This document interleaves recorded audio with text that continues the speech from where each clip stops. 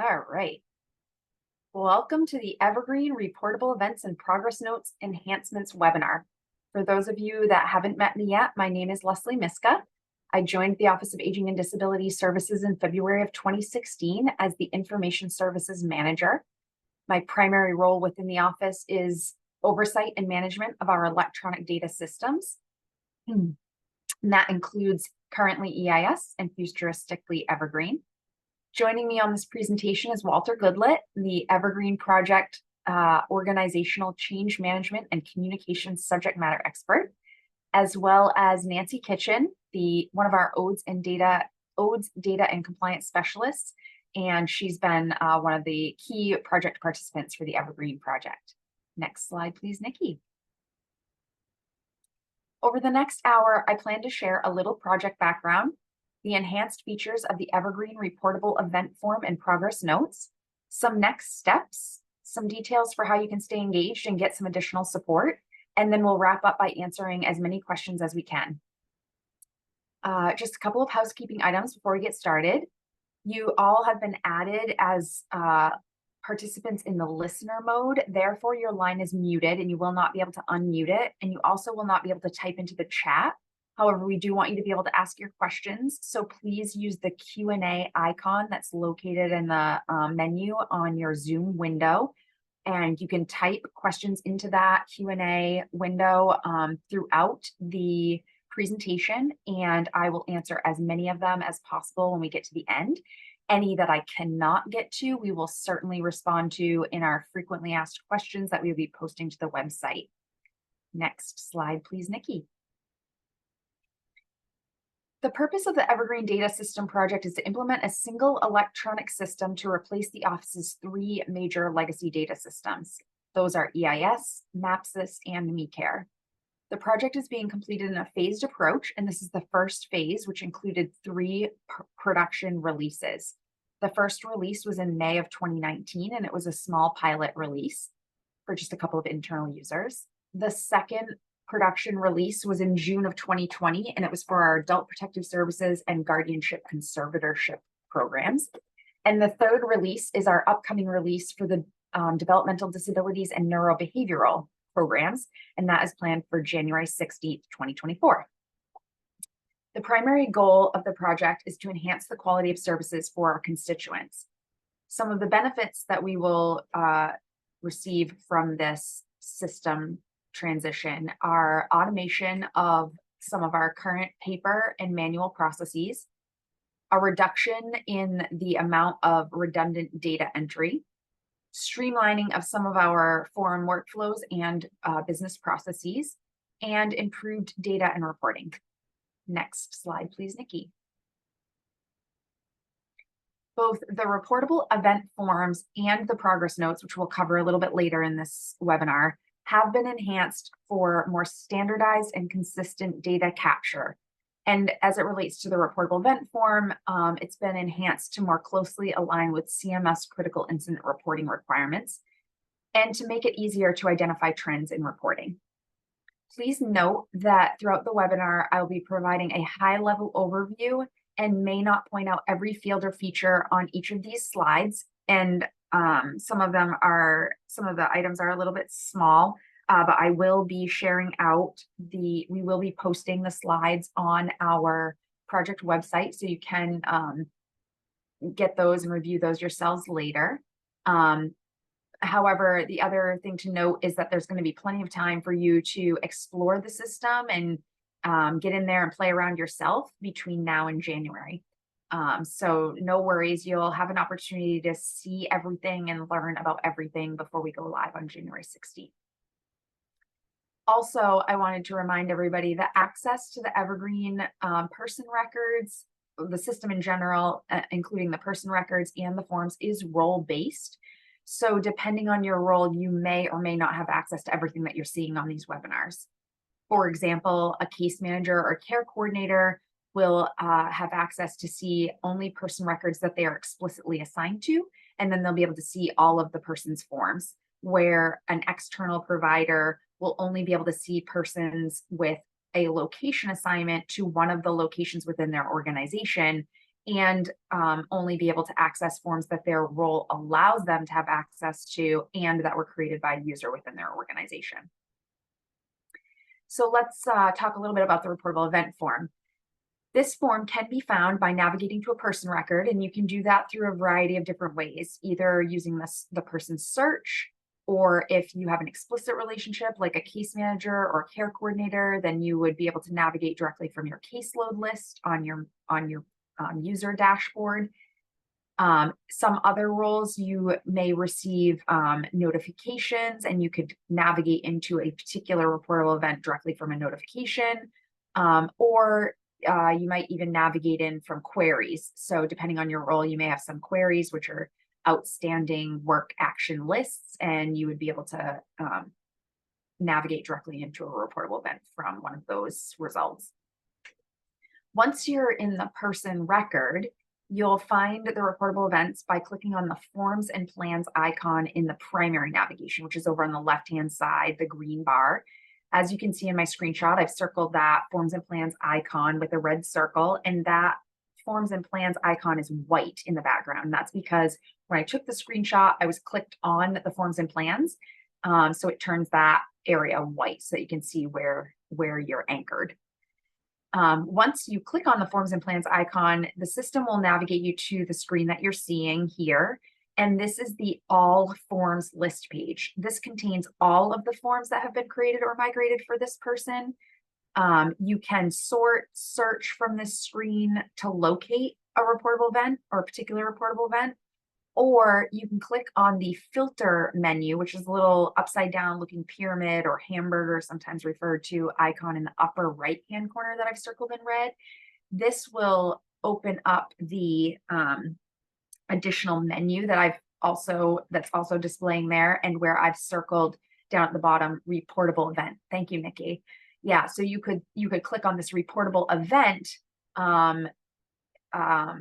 item here, and it would bring you into the reportable event list page. It's a custom list page just for reportable events. Next slide, please, Nikki.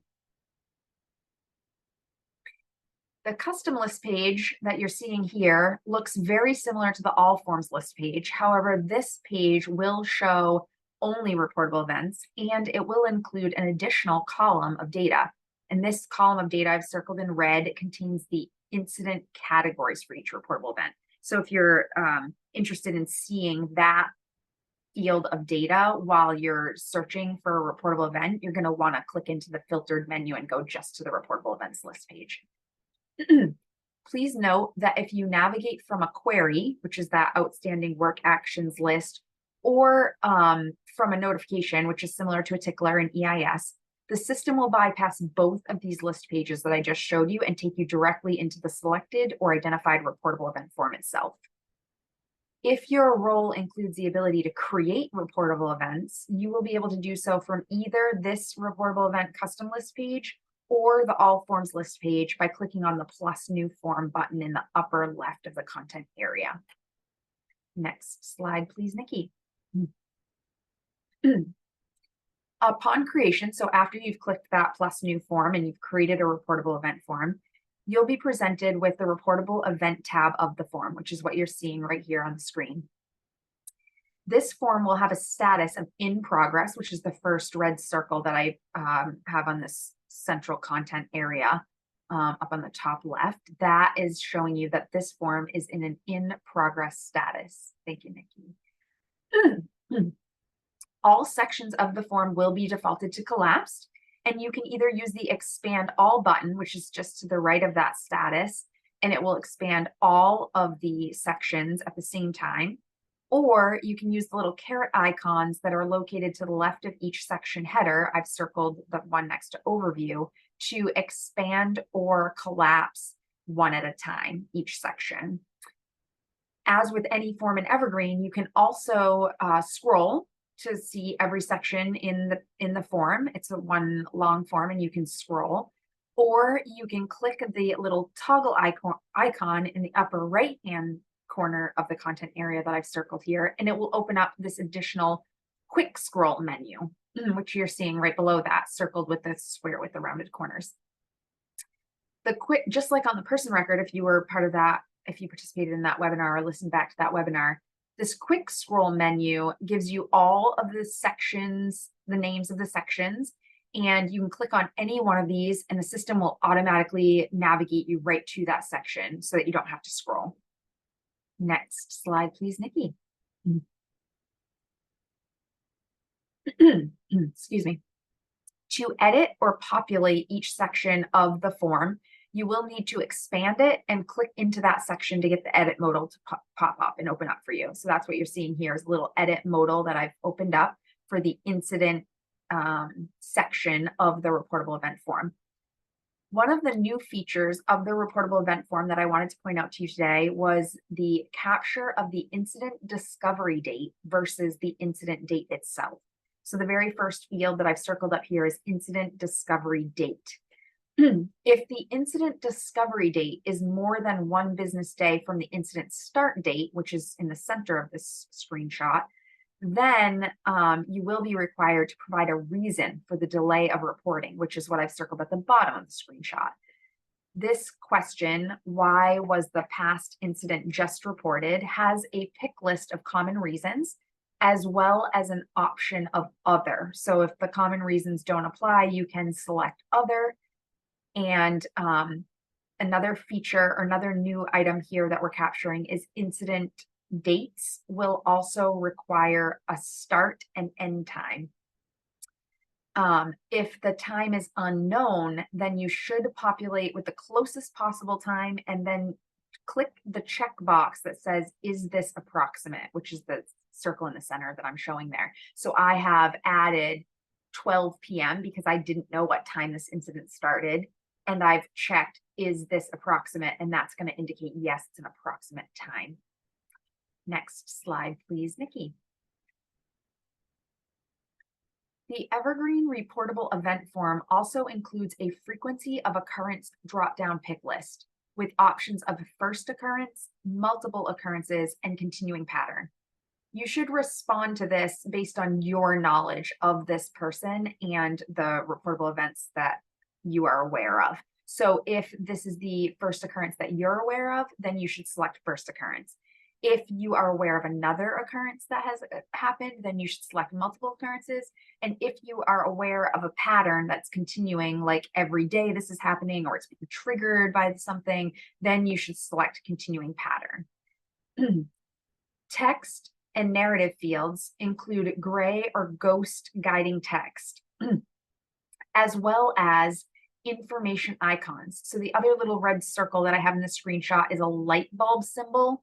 You probably can't see it on the screenshot very well, but it looks like a little light bulb. If you click on it, it will have the same text that's appearing in the gray ghost text. The reason that we did that is because as soon as you start typing into a description field, your ghost text is going to go away. And we wanted you to still be able to access that information in case you wanted to refer back to it. Next slide, please, Nikki. The incident location drop-down pick list includes several common options, such as hospital, residence, public setting, etc. And there is an option of other. If other is selected, you will be presented with a conditional field with this label of other incident location. This is a text field and it will be required in order to complete the form.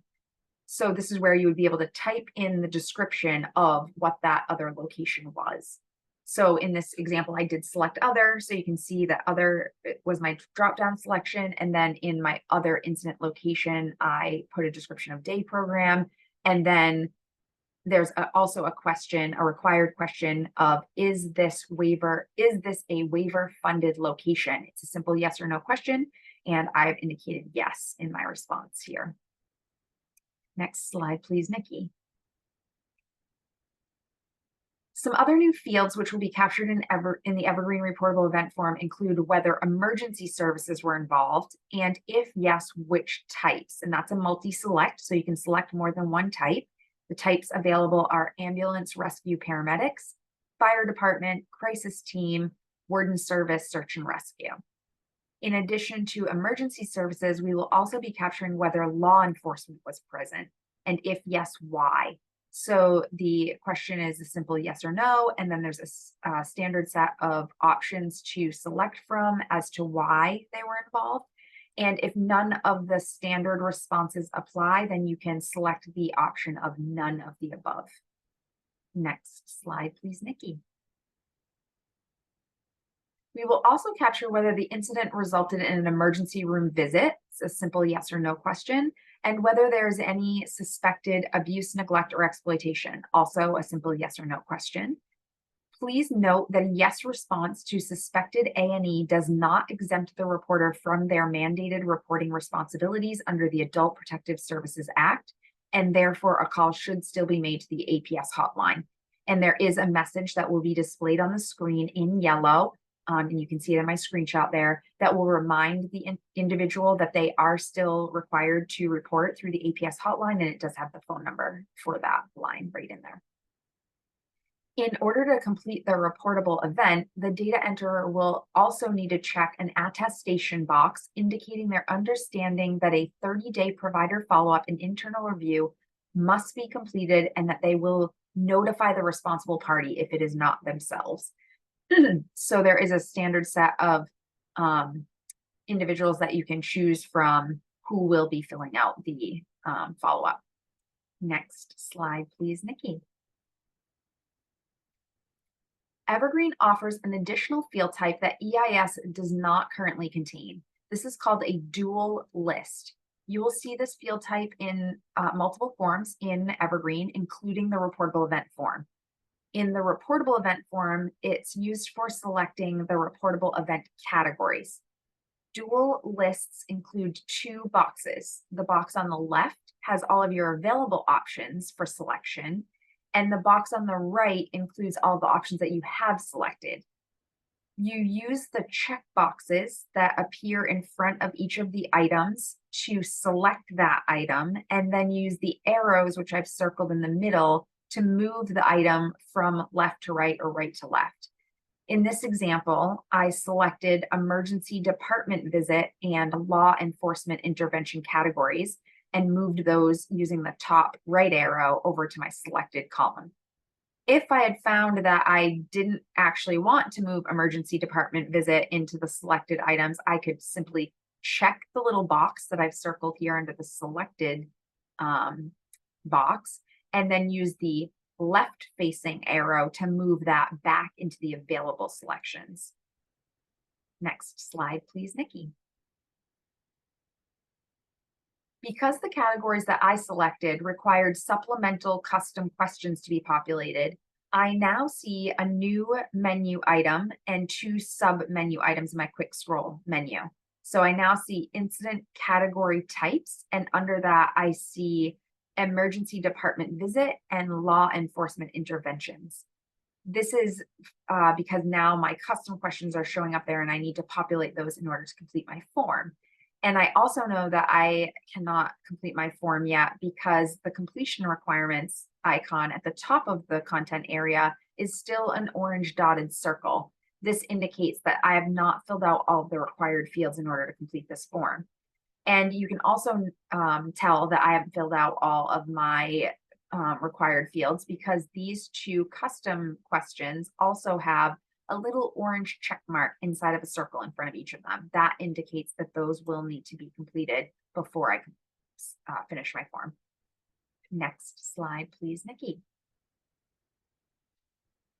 Some additional new field types and features that Evergreen offers in some of the forms are multi-add lists, as well as the ability to select and display content from other areas of the site, including the person's contacts and or assigned staff.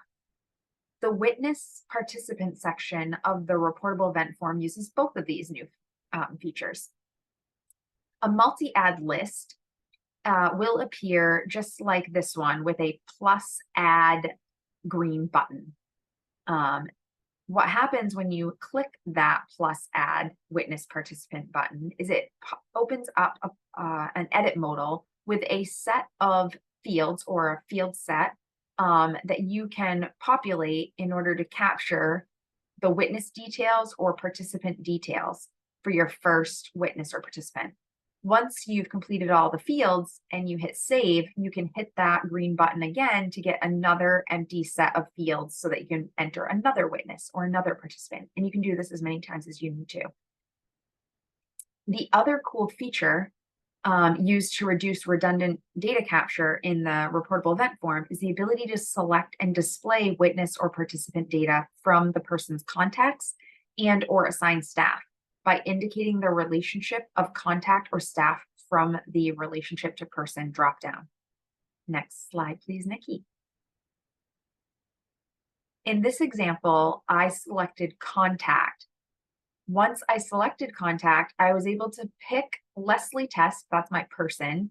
I was able to pick Lesley Test's mother from her person contacts, and then the system displayed the 3 fields that I have circled in the red box with rounded corners here. So it displayed for me her name, which is Mother Test, her relationship, which is mother, comma, biological, and her role, which happened to be private guardian full.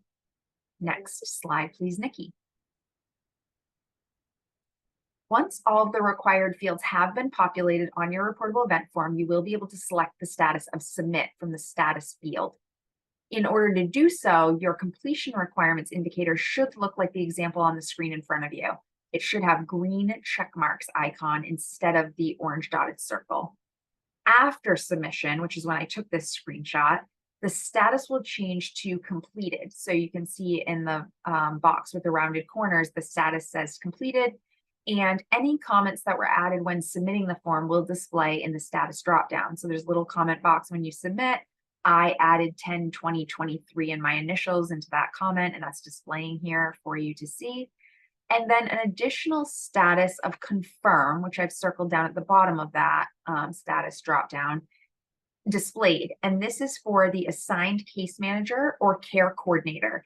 This status will be used to acknowledge receipt of and review of the reportable event.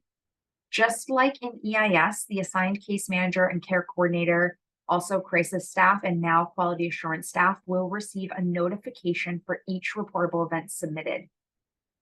The assigned case manager and care coordinator and their supervisors will start receiving daily notifications 1 business day from the completion of any reportable event that has not been updated to reflect this confirmation.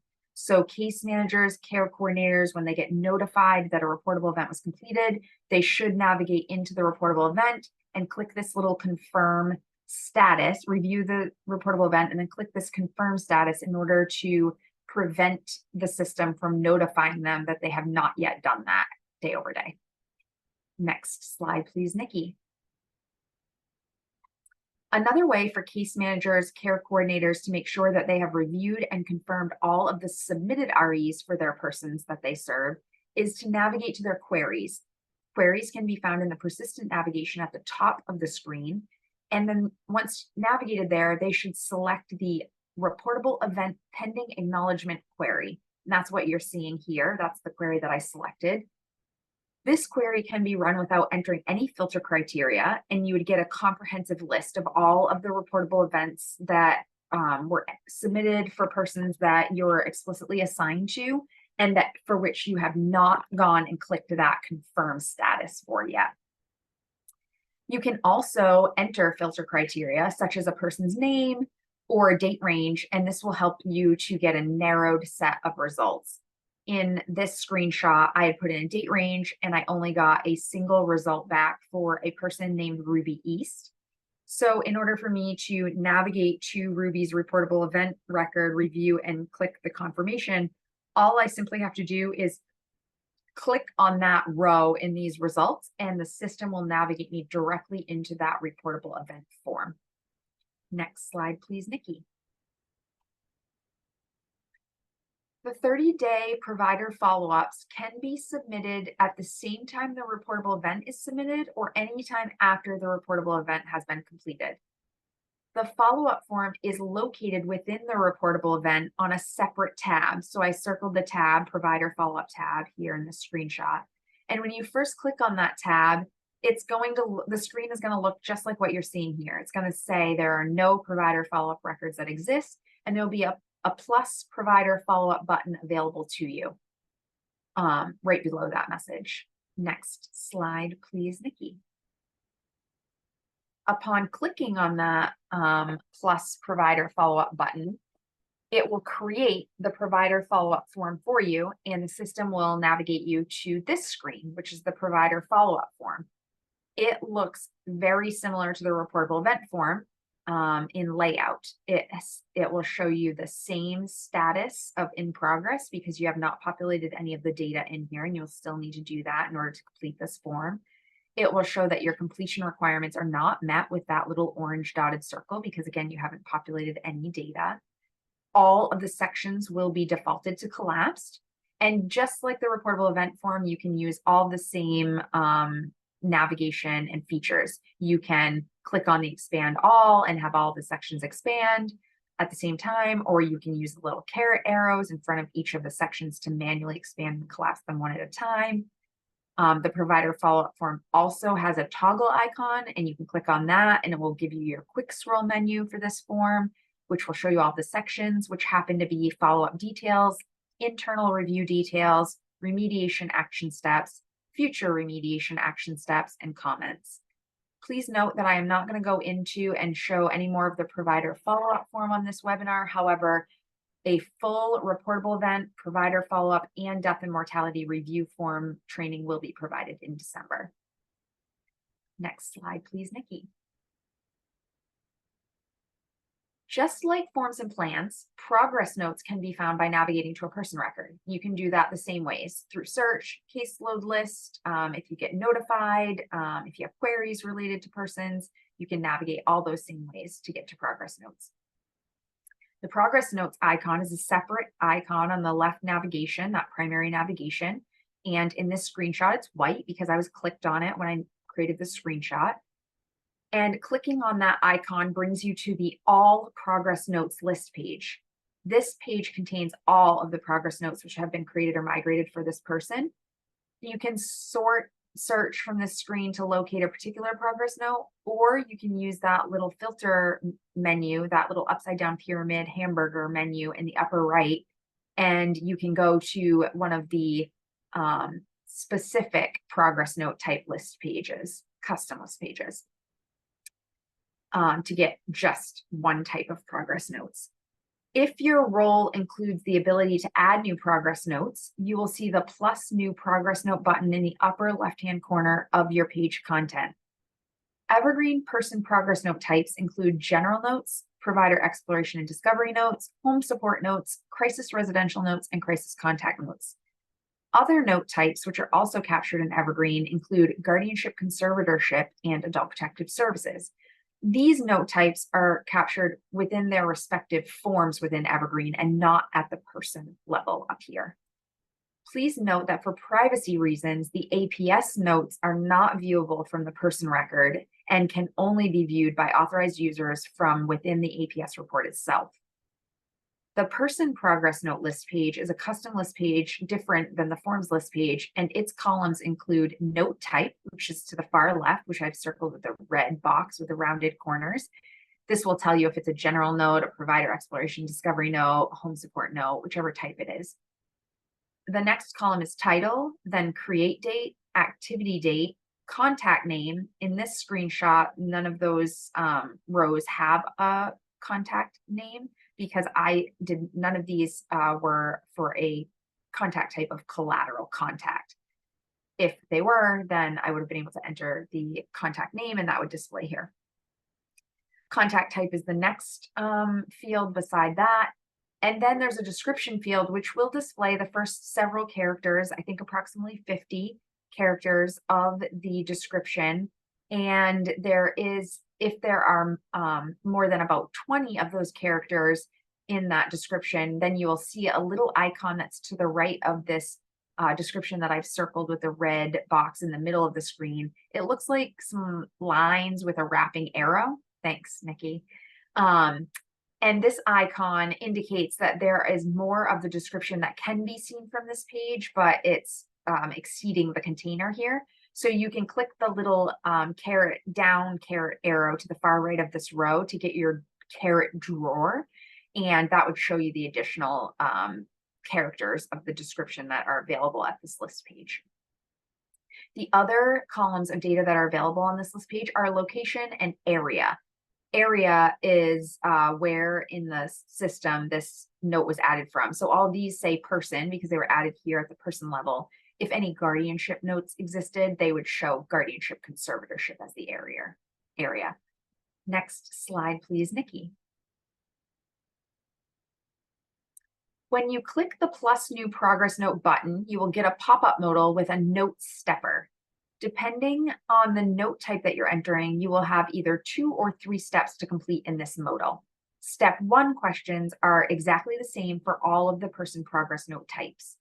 In this example, I've selected general note from the note type dropdown and I added a title and an activity date. Next slide, please, Nikki. I then used the editor to format my note description. Options include, but are not limited to, bold, italics, highlighting, bulleted lists, tables, etc. And I used all of those in this description that you're seeing in the center of this screenshot. I bolded the words very important. I highlighted the words update the PCP. I created a bulleted list with item 1, and I put a little tiny table with 3 rows and 3 columns of test data just so you could see what that looked like. I then selected my contact type of virtual video meeting, and I provided the hours and minutes that I spent on this activity. The system then converts my time into units. In this example, I indicated 0 hours and 45 minutes, so the system is displaying 3 units for me. Next slide, please, Nikki. Upon saving, I'm brought to step 2 of the note stepper. This step is the custom questions related specifically to this note type. For general notes, those questions include whether this was a billable contact and a multi-select choice for the activity type.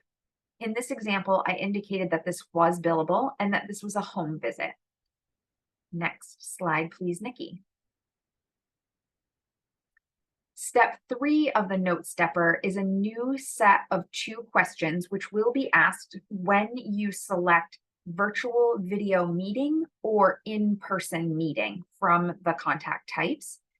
And it's available for some note types, such as general note, provider exploration and discovery notes, and possibly some others. The questions here are intended to help ensure the safety of the persons that we serve. The questions align with the Adult Protective Services Structured Decision-Making Safety Assessment questions, and you can select as many factors affecting vulnerability and or as many factors affecting safety as you have observed in your virtual video or in-person meeting, or you can indicate none apply to one or both of those questions. Then when you save, you'll be navigated to the person progress note to capture any history and or exploration and discovery that you may have obtained at that meeting. Please note that just like EIS, progress notes will be locked down 24 hours after creation. So you shouldn't start a note until you have time to complete it. And notes can only be edited and deleted by an OATS administrator, somebody on my team, after they have been locked. However, during the 24-hour period, they can be edited by the data enterer and or deleted. The only exception to the rule of all the data being locked down after the 24-hour period is the end date of exploration and discovery content, which can be edited by the creator at any time. And that is because some exploration and discovery content may end, and we want you to be able to update that information accordingly in the system. Next slide, please, Nikki. This screenshot is showing the Add Exploration and Discovery Multi-Add List modal, which is available in the 4th section of the note. So you can see over on the right-hand quick scroll menu, it has my 3 steps from the stepper, progress note, general note, safety assessment, and then there's a 4th section called Exploration and Discovery. In that section and down at the bottom of this screenshot, you can see I circled the plus add exploration and discovery green button. That indicates a multi-add list, meaning that you can get as many empty field sets of exploration and discovery as you need for this note. excuse me, exploration and discovery content is added to help support the comprehensive assessment and person-centered planning processes. Content is added under one of the 8 charting the life course domain categories and then a subcategory within that domain. Content types can be one or more of the following: strengths, barriers, goals, risks, what is important to or for the person, or what's working, not working for the person. History items can also be captured directly from within the progress note without having to navigate away from the note to enter that. You do that by using the history widget, which is in the upper left-hand corner of the content area, which I've circled in red. For more details on history, please refer to the webinar series 1 called New Features Benefits of the Person Record, and those recordings are out on our project website. Next slide, please, Nikki. Case managers and care coordinators will have the ability to pull an exploration and discovery report so that they can see all of the exploration and discovery items that have been captured over time. This data can be pulled for a specific date range, or it can be, typically the most recent plan year, or it can be filtered down to just exploration and discoveries that are coming from the general notes that the case manager or care coordinator entered themselves, and or they could select from the provider exploration and discovery notes that are being entered by external providers.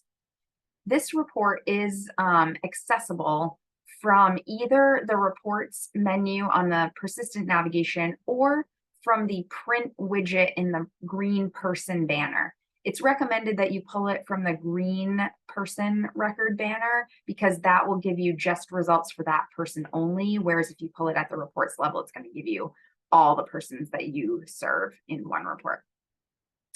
Then the report data, next slide, please, Nikki. The report results can be previewed within the system or exported to Excel. When you export it to Excel, you can, further sort, filter, analyze the data, or you can use that data to copy information directly from it and paste it into the comprehensive assessment and or person-centered plan during that annual process or anytime that you need to do a change to the person-centered plan. Next slide, please, Nikki. So what's next? If you haven't already registered for the last informational webinar series that's being offered November 13th through the 15th, we encourage you to do that. We'll be sharing a sneak peek of the streamlined person-centered planning and prior authorization process during that series. You can find links to register in the monthly emailed communication that was sent out on October 20th or out on our project website. Please continue to read our emailed communications, which we will send another one out hopefully next week after this webinar series, and then another one after the series on the 13th to the 15th. And we'll also send out some emailed communications in the December and January timeframe reminding you of trainings and the upcoming deploy. Please continue to work on cleaning up your EIS data to ensure the most successful data migration possible. You can find some details about the steps that you can take to do that in the September 25th emailed communication that went out. The subject was update on Evergreen Release 3 rollout, and that communication has also been posted to our project website if you didn't receive the email. And we also encourage you to register for your role-based training topic or topics when the registration links are posted, hopefully next week. Next slide, please, Nikki. So how can you stay engaged or get some additional support resources? Continue to leverage our volunteer network of change champions. These are individuals who will help you transition to Evergreen by working at the grassroots level. You can find more information by going to our project website. There's a list of the change champions out there and a little bit more detail about what their role is and how they might be able to support you.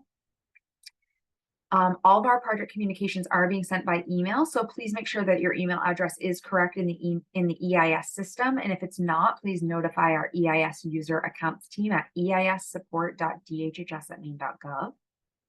If you have any questions or feedback at any time, please reach out to us at our project email address, which is evergreen.dhhs@maine.gov.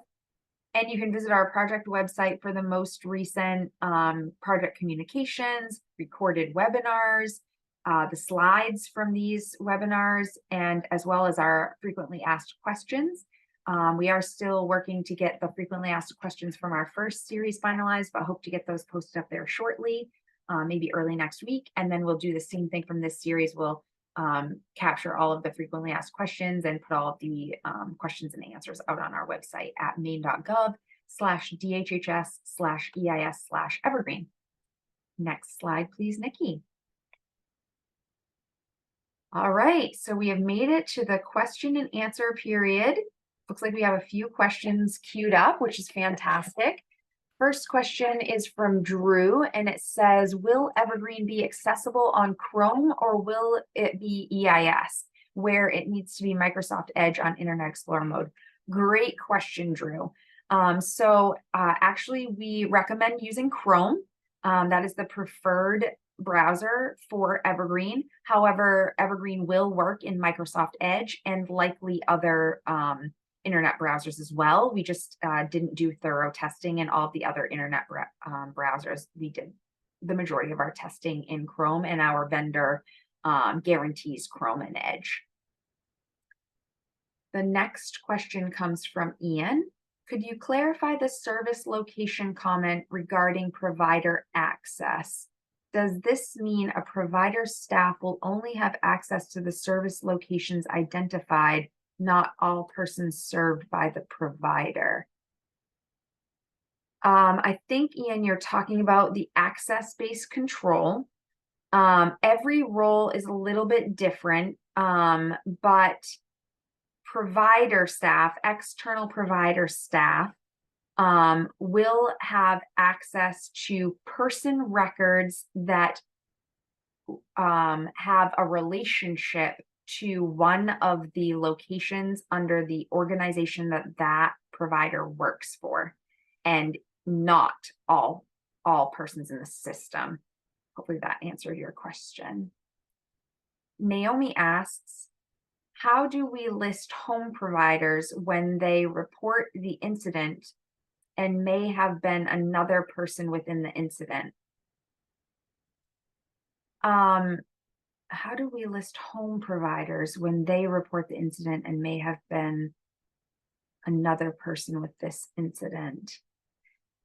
So if you, Naomi, are putting in the reportable event and a home provider was a participant in the event, then you would add a participant and you would indicate who the participant was, and you'd be able to indicate name and some additional details around that participant.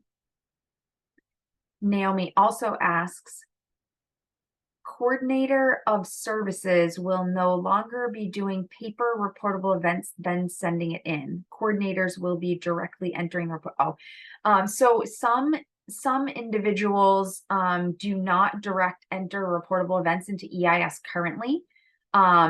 We encourage everybody to get an Evergreen account and be able to direct enter your own reportable events. However, if there are certain individuals within the organization that do not have an Evergreen system account, reportable events still can be submitted on paper to my team through the fax process that is currently in place, and those will be entered into the system on their behalf. Lucinda asks, will case management action notes on reportable events need to be attached to the reportable event as currently done? Great question. Apologies, Lucinda, for not describing that when we went through the slides. So in Evergreen, you do not need to attach the reportable event directly to the progress note to the reportable event. You can still enter the progress note, and you would select an activity type of reportable event follow-up. But all you need to do specifically within the reportable event is review it and then click that confirm status. And then you can go enter your progress note under progress notes and choose the reportable event follow-up type, follow-up as the activity type. Ian asks, EIS requires the reportable event question sections to be completed based off the incident type. Is this no longer required? So I think you're referring, Ian, to the custom questions and for the category, and those will still be required. So depending on the category type that you select, there may or may not be custom questions associated with that. And those custom questions will appear right in the reportable event at the bottom of the form in the 4th section. So instead of having to go to that separate show menu, you'll just enter those right at the bottom of the form, and you will need to respond to the required ones in order to complete that reportable event. Ian asks, when completing a follow-up, there may be a need to access the reportable event for reference. Could you explain this process? Yes. So within the reportable event form, when you create the reportable event form, you're going to have 2 tabs. The first tab is the reportable event, and the second tab is the provider follow-up. So they're basically the same form with 2 tabs. So if the reportable event gets completed and submitted before the provider follow-up, then you would actually navigate back to that reportable event, open it up, click on the provider follow-up tab, and that's where the provider follow-up would be entered. And then if you need to refer to the reportable event, you simply just click back on that reportable event tab, and all the data will be right there for you. And then you can click back on the provider follow-up tab to populate that information. So they're all right within the same form. Krista asks, will the progress note automatically convert minutes to partial units? So there is a calculation, Krista, so that it will appropriately round up or down based on the units that are entered there. Laura asks, will notes get added or attached to the PCP? Will notes added, attached to the PCP and other assessments still be viewable, accessible in the progress notes? So there are no notes that get attached at the PCP level anymore. So you'll enter progress notes at the person record level, or you'll revise the PCP and update PCP content within the PCP. Hopefully that answers the question. Krista asks, will exploration and discovery notes automatically populate in the PCP? Good question. No, they will not automatically populate. So you'll want to run that exploration and discovery print report from within the person banner. And then that way you can use that Excel spreadsheet that you've downloaded to manually copy and paste whatever relevant information you'd like to go into the comprehensive assessment and or person-centered plan. William asks, when can we practice inputting reportable events and how do we do it? Fabulous question. So everyone will have an opportunity to practice before we go live on January 16th. The training schedule for the system, for Evergreen system, is going to be posted hopefully next week. You'll be able to see all of the different topic areas and which ones apply to you and register for those training topics. And once your relevant training topic has been provided by our vendor, FEI Systems, they will then share with you a link to the sandbox training environment, and you'll get a person test credentials to log in with and a person record that you can go and add as many reportable events as you want, other forms that your role has access to conduct or create, and play around in the system for several weeks before we go live in January on the 16th. William asks, will EIS passwords work in Evergreen? Also good question, William. No, you will get a new, on January 16th, when we go live, you will get an automated email from Evergreen. It will have a temporary password on it, and it will ask you to set your new Evergreen password. If you want to use the same password that you're using in EIS currently, you certainly can do that. But it'll be a password of your choosing, and that will be your Evergreen password moving forward.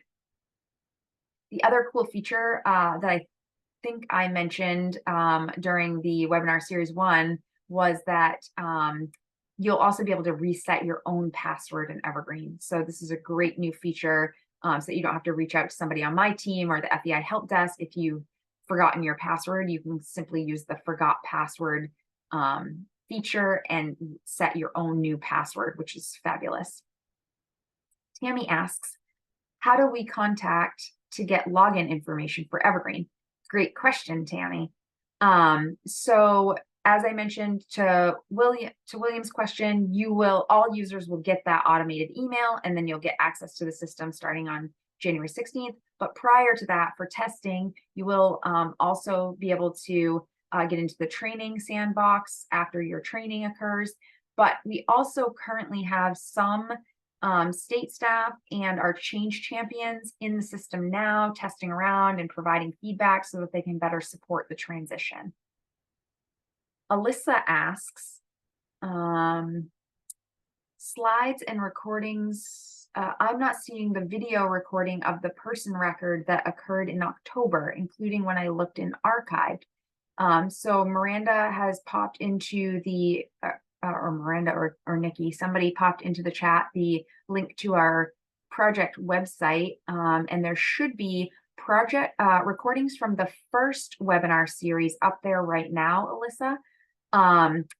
So the person new features slides and recordings are out there. The recordings and slides from this series will not be posted until early next week, probably on Monday. So definitely check back then.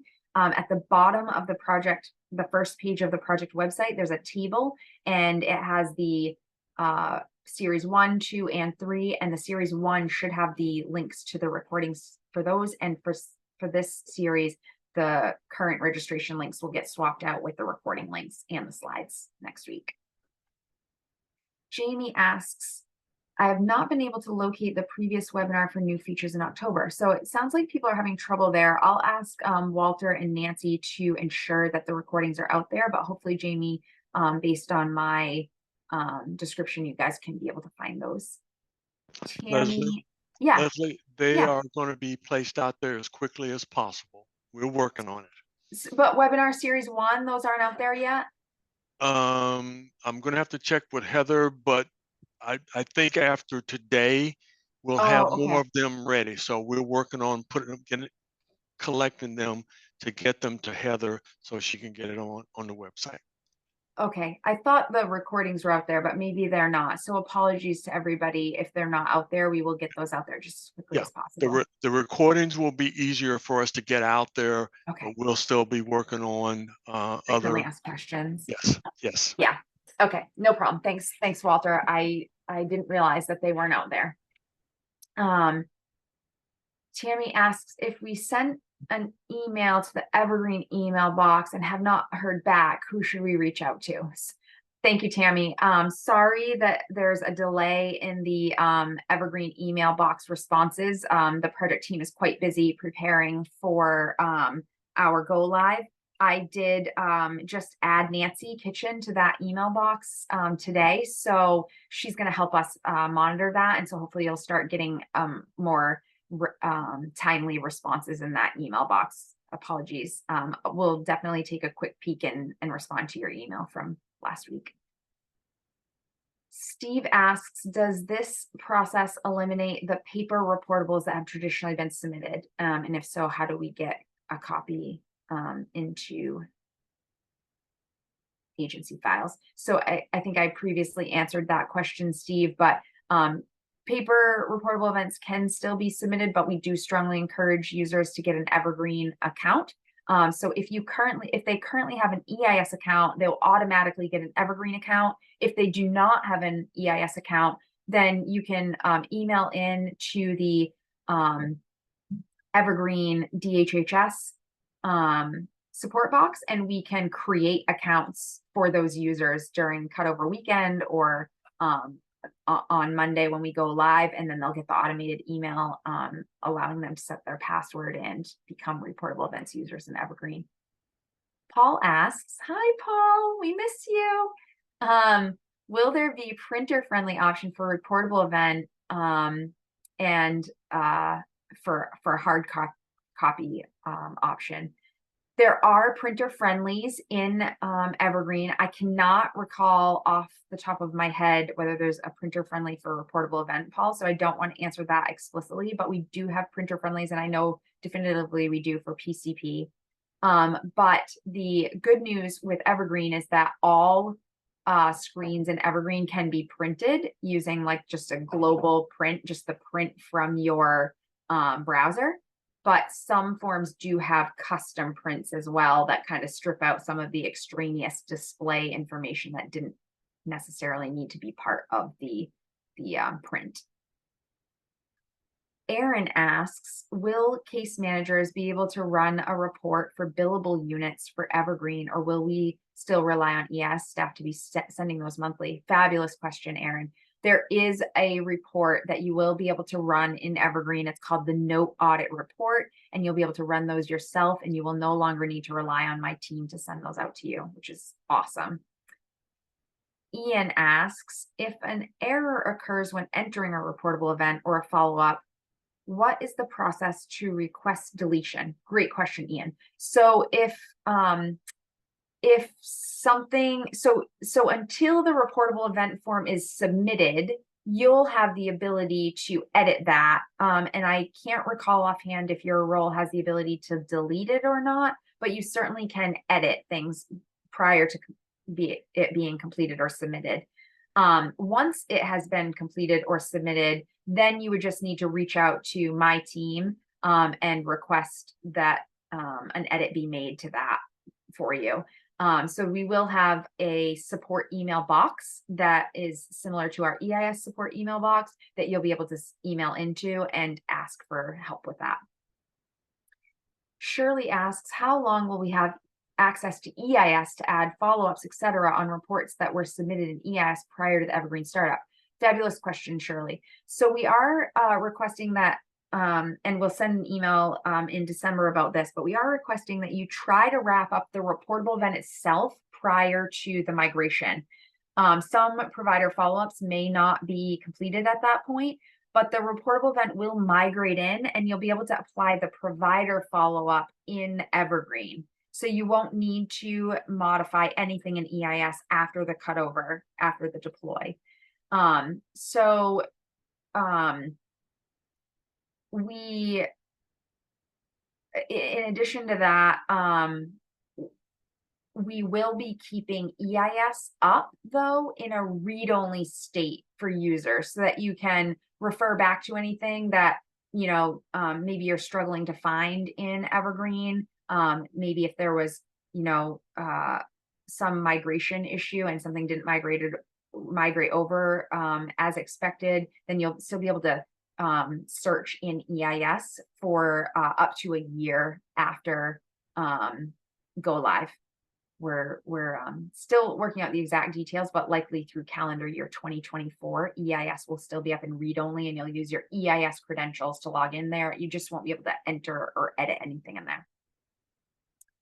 Shirley asks, the links for prior meetings still show Zoom registration. Okay, yeah, so it sounds like we haven't gotten the recordings out there. Apologies for the delay on that. We're trying to get the recordings up there, and it will take us a little bit longer with the frequently asked questions.